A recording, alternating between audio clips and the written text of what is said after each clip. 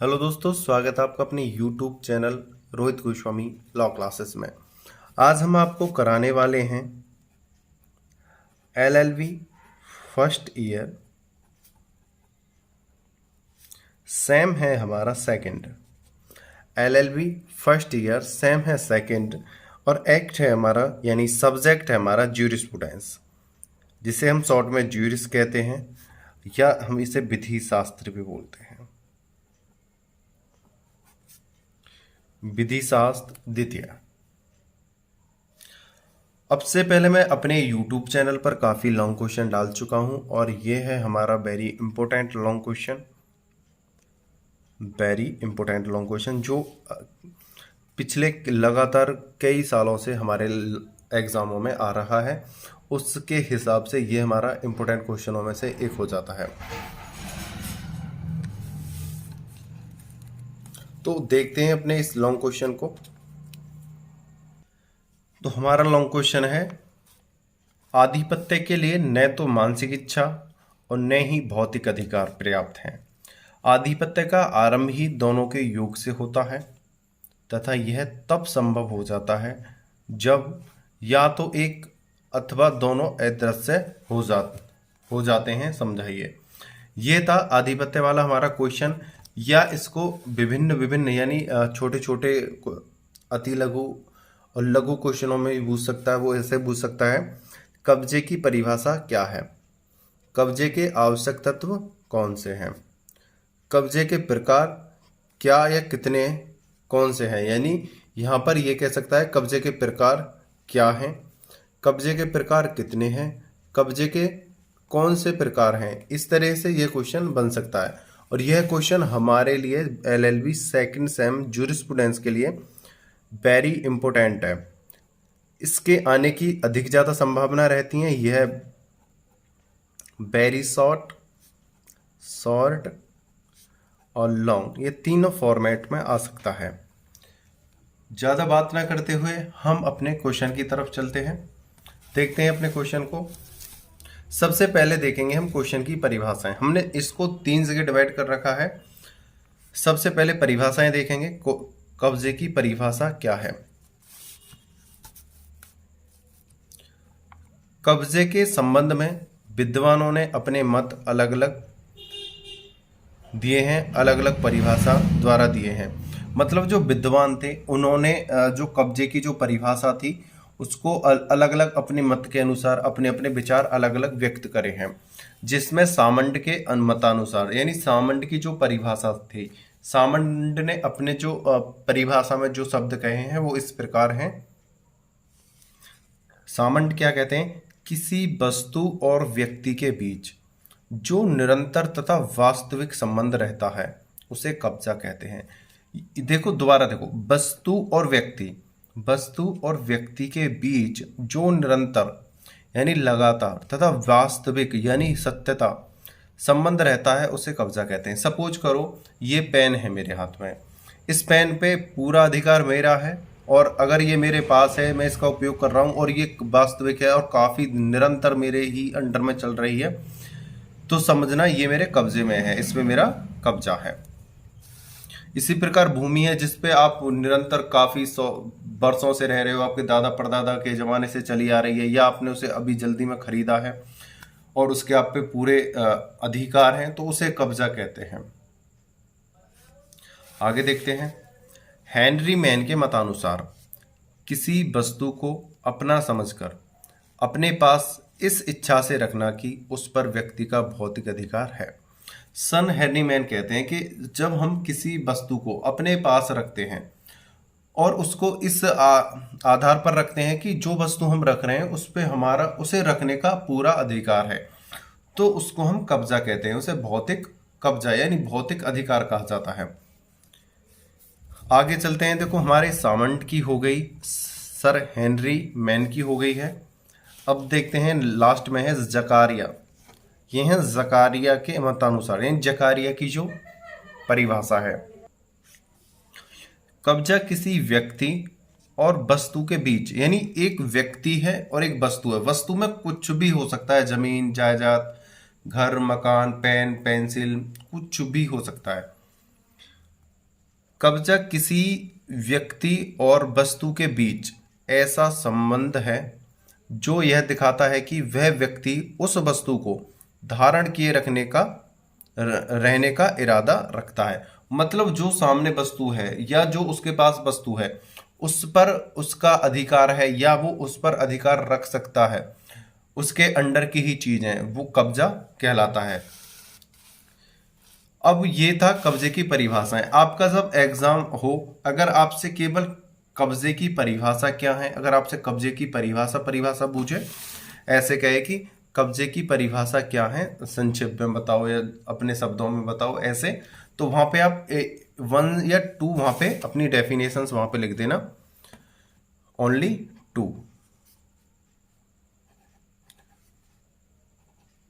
तो परिभाषा आप अपनी डेफिनेशंस वहां पे दे सकते हो जब आपसे केवल परिभाषाएं पूछे। और अगर आपसे क्वेश्चन में लॉन्ग क्वेश्चन के अंदर पूछे कि आप एक लॉन्ग क्वेश्चन में परिभाषा दो और कब्जे के आवश्यक तत्व बताओ, तो वहां पर आप एक से ही काम चला सकते हो। आप एक कोई आपको जो इसमें सफिशिएंट परिभाषा लग रही हो, एक परिभाषा आप वहां पे देके अपने पेपर को अच्छे से कर सकते हो। ये नहीं है कि आप 3 है तो 3 कराए हैं, ये आपकी नॉलेज के लिए मैंने यहाँ पे डाल दी है। आपको 1 या 2, लास्ट 2 से ज्यादा नहीं करनी है। आगे चलते हैं। कब्जे के आवश्यक तत्व। पहला है भौतिक या भौतिक कब्जा। पहला है भौतिक कब्जा, भौतिक, या दूसरा है भौतिक कब्जा। देखो अलग है, भौतिक है या भौतिक कब्जा है। दूसरा है मानसिक या मानसिक संकल्प। 2 है, भौतिक या भौतिक कब्जा, इसे इस नाम से पुकार सकते हैं, भौतिक कब्जा भौतिक कह सकते हैं या भौतिक कब्जा कह सकते हैं, या मानसिक कह सकते हैं या मानसिक संकल्प कह सकते हैं। इस प्रकार से ये है। आगे चलते हैं, देखते हैं भौतिक कब्जा। भौतिक कब्जे से तात्पर्य किसी वस्तु पर कब्जाधारी के प्रभावी नियंत्रण और बाहरी हस्तक्षेप को बहिष्कृत करने की क्षमता है। यह किसी वस्तु या वास्तविक अधिकार को प्रकट करता है। मतलब भौतिक कब्जा उसे कहते हैं अगर कोई व्यक्ति आपकी संपत्ति है और उस पर कब्जा करना चाहता है, अपना अधिकार जमाना चाहता है या उसमें हस्तक्षेप करना चाहता है और आपके पास उसका अधिकार है, आप उसे बहिष्कृत कर सकते हो, वहां से भगा सकते हो, निकाल सकते हो या उसे रोक सकते हो कि भाई ये मेरी भूमि है, ये मेरी संपत्ति है, ये मेरी वस्तु है, आप इस पे अधिकार नहीं कर सकते हो, ना इसमें प्रवेश कर सकते हो, ये मेरे अंडर में है। तब हम उस पर कहेंगे कि हमें उसे रोकने का भौतिक अधिकार है, हम उसे रोक रहे हैं, वो हमारा वास्तविक अधिकार है, भौतिक अधिकार है। ठीक है, भौतिक अधिकार हम अपनी संपत्ति पे जिस पे हमारा अधिकार है उससे कहीं किसी को रोकना, ठीक है ना, तो ये हमारा भौतिक अधिकार है। कब्जाधारी का अनन्य व्यक्ति से संबंध। जो कब्जाधारी है, अन्य व्यक्तियों से संबंध। कब्जे का सबसे आवश्यक तत्व यह है कि कब्जाधारी अन्य व्यक्तियों को उस वस्तु से अलग कर दे।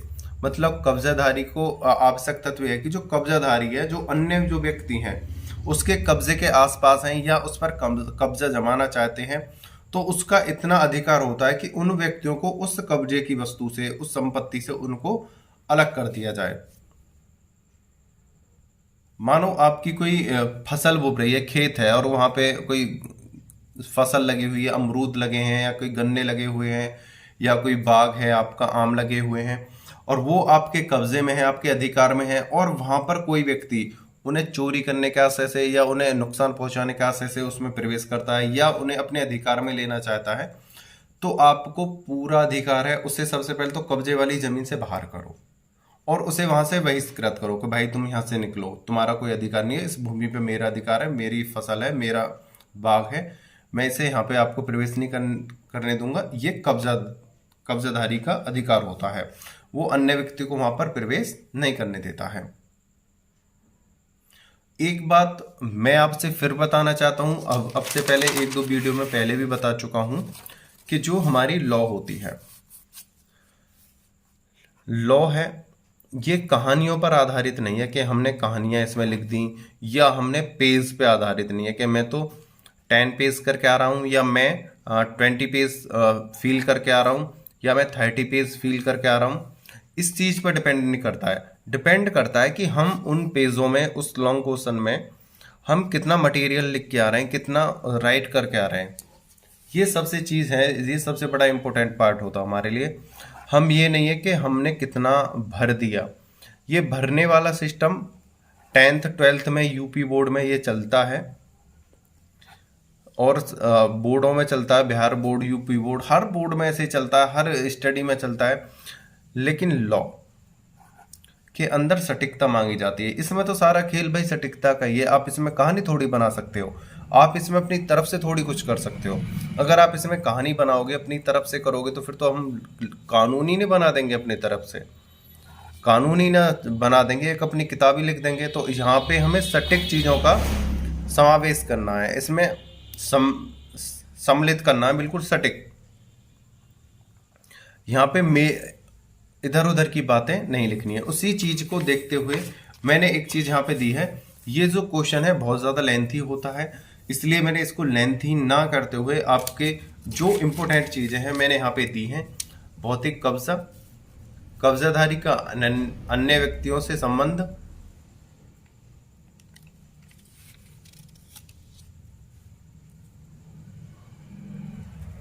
और उसके बाद है निम्न कारणों से संभव है। देखो एक चीज और बता दे रहा हूं, यहां पर मैंने बोला था कि अन्य व्यक्तियों को उस वस्तु से अलग कर दे, या यह भी हो सकता है कि कोई किसी के कब्जे की जमीन है, आपने उससे खरीदी है, और खरीदने से पहले वो उसके कब्जे में थी, अन्य व्यक्ति के में, लेकिन आपने उसे जब खरीद लिया तो अब उस पे से उसका अधिकार हट गया है।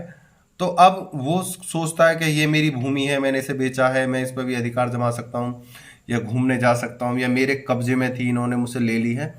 उस समय अब उस खरीदने वाले व्यक्ति का कब्जा है, तो वहां से वो उस व्यक्ति को वहां से अलग कर सकता है। ठीक है। और दूसरी बात, चाहे कोई मकान मालिक है, एक एग्जाम्पल समझ लो, यहाँ पे कोई मकान मालिक है और उसने अपने एक कमरे को किराए पर दे दिया है। किस पे? किराए पे दे दिया है।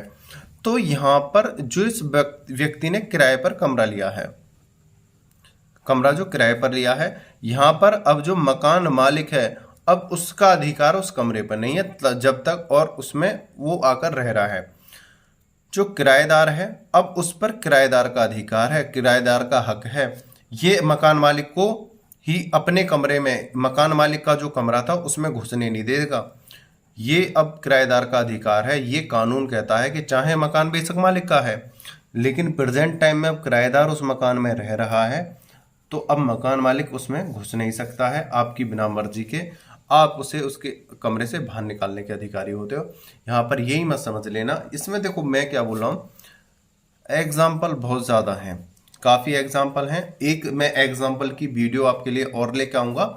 अब से पहले जो मेरी फर्स्ट वीडियो थी वो एग्जाम्पल के ऊपर ही थी।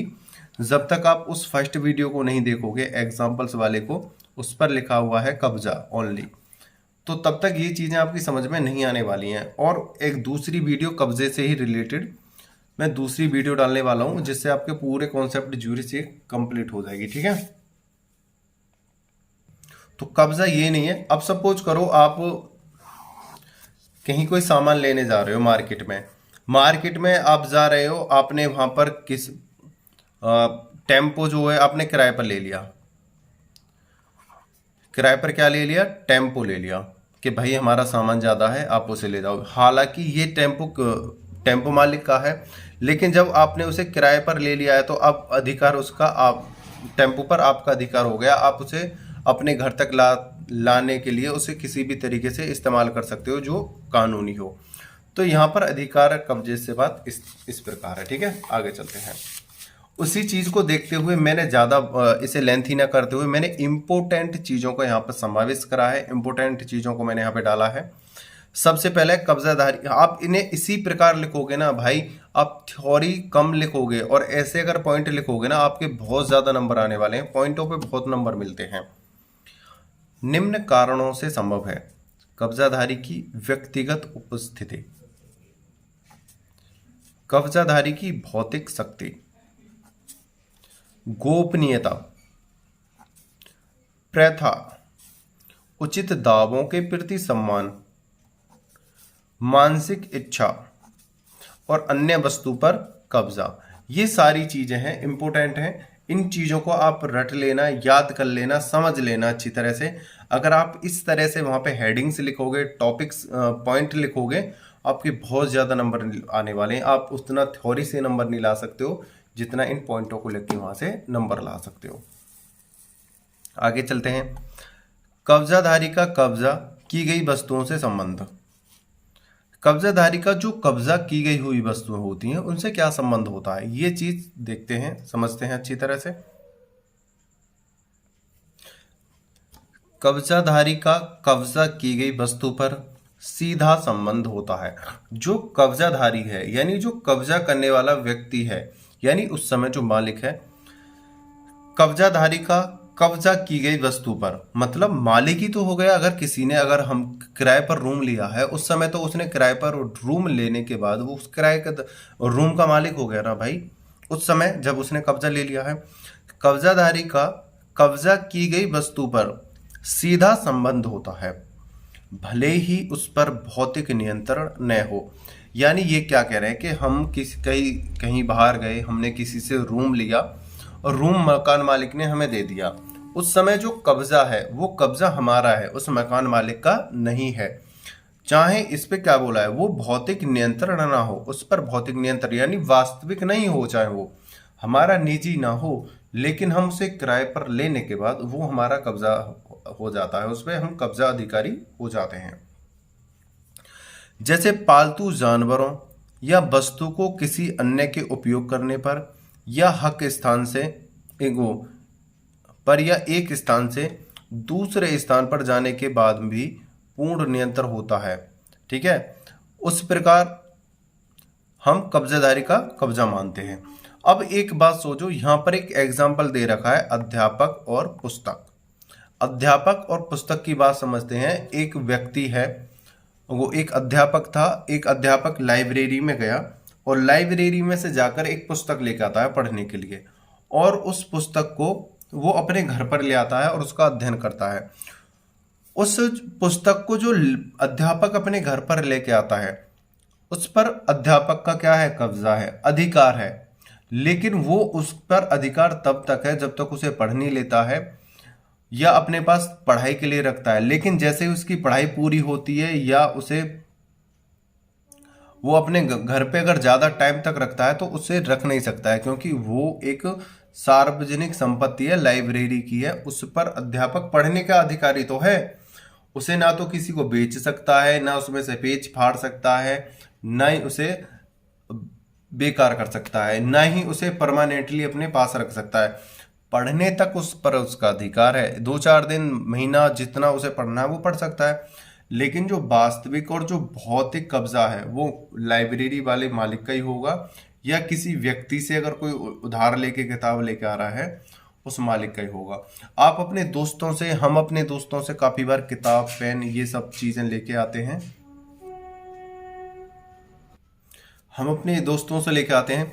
लेकिन जब हम अपने दोस्त से लेकर कोई वस्तु आते हैं तब उस पर हमारा कब्जा होता है, हमारा अधिकार होता है।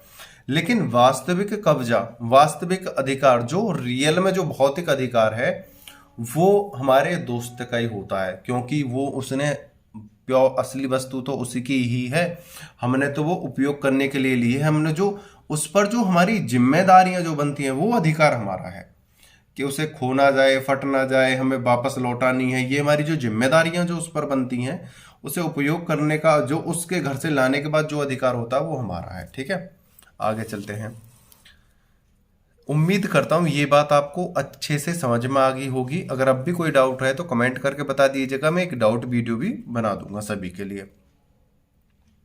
मानसिक संकल्प सेबनी के मतानुसार, एक होता है मानसिक संकल्प, सेबनी के मतानुसार।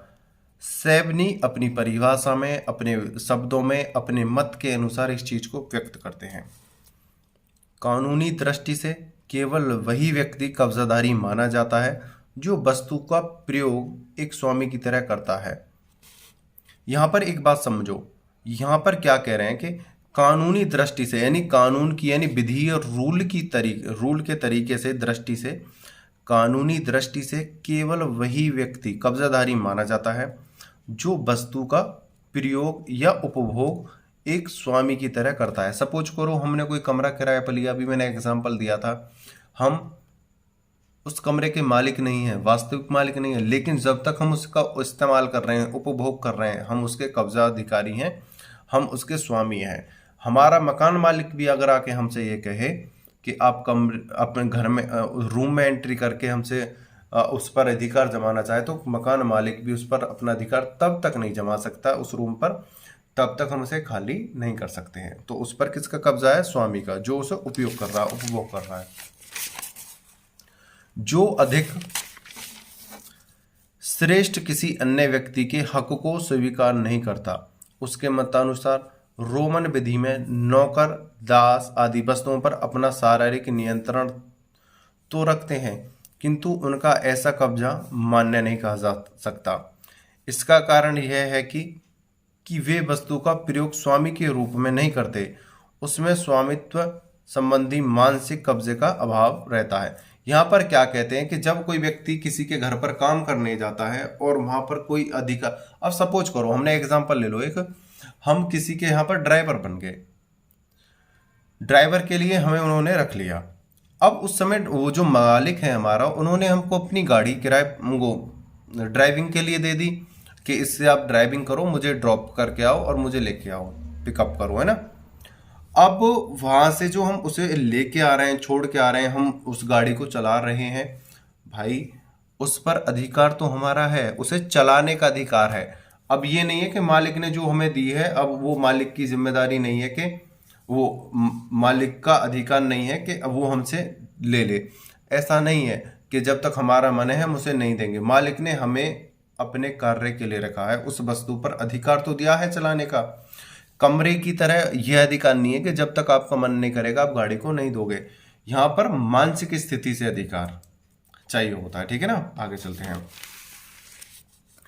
अब बात करते हैं हम अपने कब्जे के प्रकार। देखो ज्यादा एक्सप्लेन करना भी जरूरी नहीं है, आप इतने मैच्योर हो, लॉयर बनने वाले हो, आप लॉ के फील्ड में हो, इतने मैच्योर हो कि इन सब चीजों को आप अपनी समझ से समझ सकते हो, और थोड़ी सी आपको हिंट की जरूरत होती है, ठीक है। कब्जे के प्रकार, कब्जे देखो काफी प्रकार के होते हैं, विभिन्न विभिन्न प्रकार के होते हैं, लेकिन मैंने यहाँ पे ज्यादा चीजें नहीं रखी हैं, ज्यादा मटेरियल नहीं रखा है। देखो पढ़ाने के लिए तो मैं आपको, अगर कब्जे को ही पढ़ाना चाहूँ तो मैं आपको कम से कम 30 घंटे की, 30 आवर की, यानी पूरे लगातार अगर प्रत्येक दिन मैं आपको एक एक घंटे की वीडियो दूं तो 1 महीना में एक ही टॉपिक पर मैं आपको पढ़ाता रहूँगा, कब्जे पे ही मैं आपको पढ़ाता रहूँगा। हर दिन एक एक घंटे की एक एक टॉपिक वीडियो बनाता रहूँगा।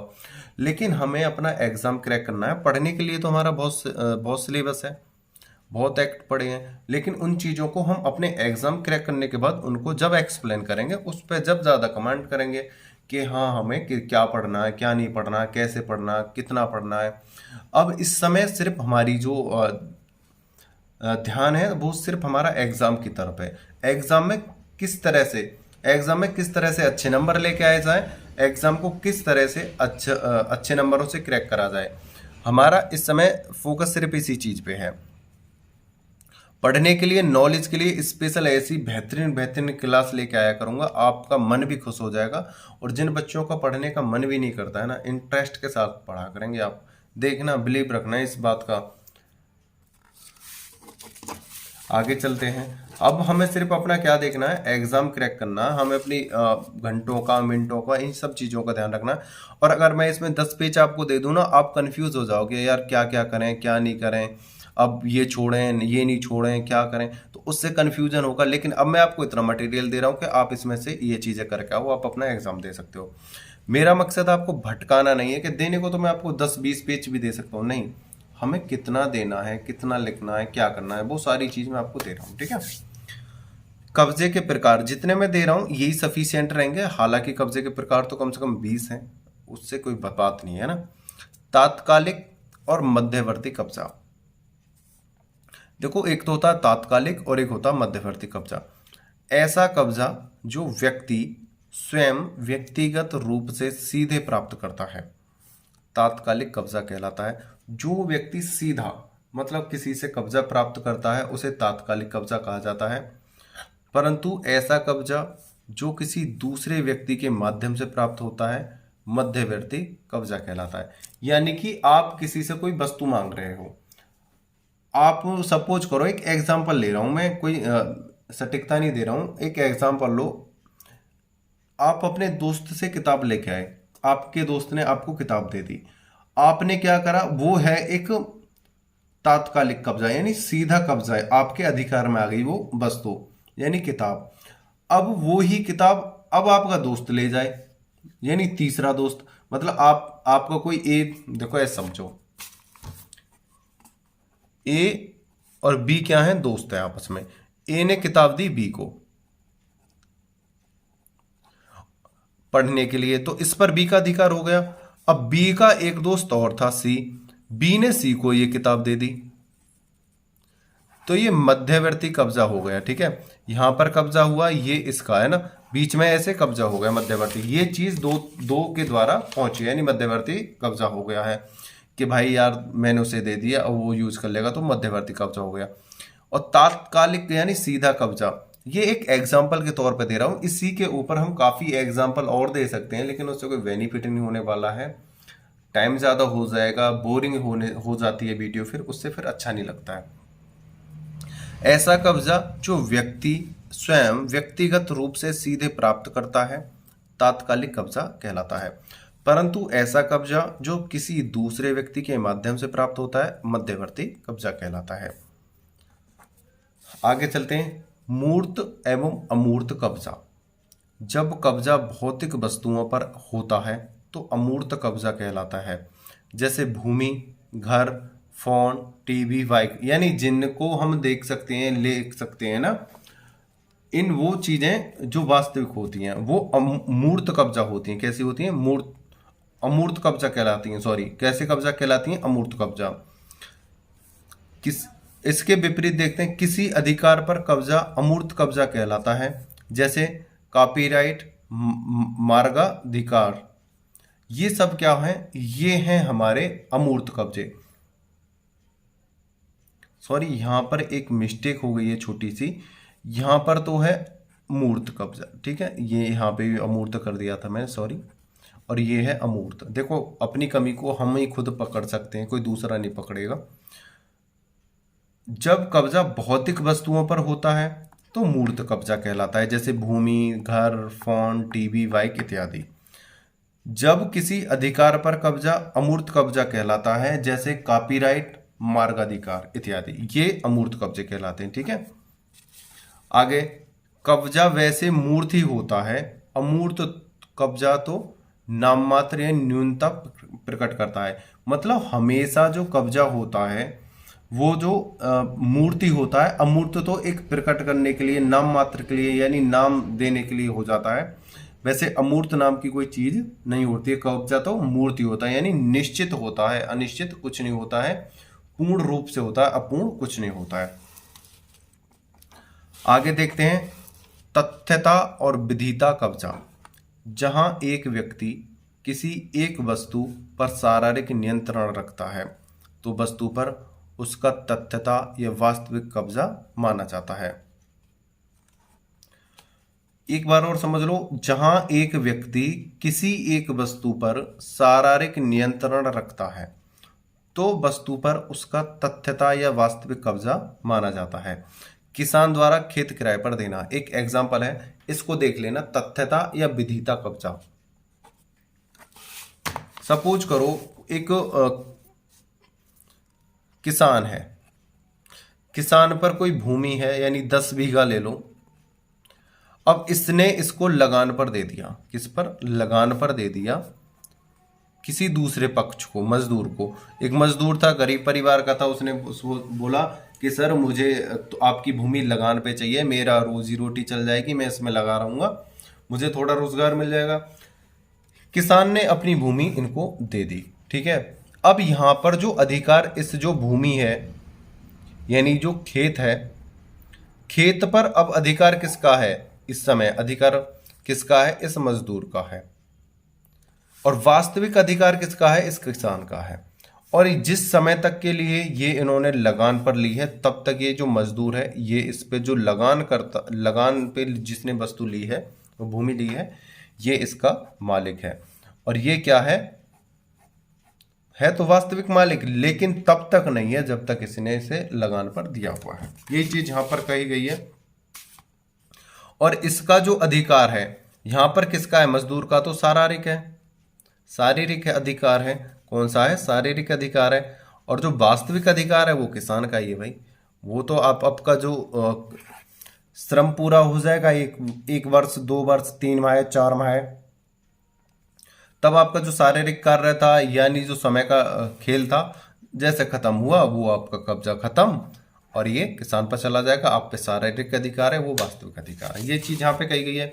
जहां एक व्यक्ति किसी एक वस्तु पर शारीरिक नियंत्रण रखता है तो वस्तु पर उसका तथ्यता या वास्तविक कब्जा माना जाता है। और जो विधिता यानी कानूनी जो अधिकार है, जो कानूनी अधिकार है जिसे कहते हैं विधिता, विधिता अधिकार किसका है? वो है किसान का, विधिता।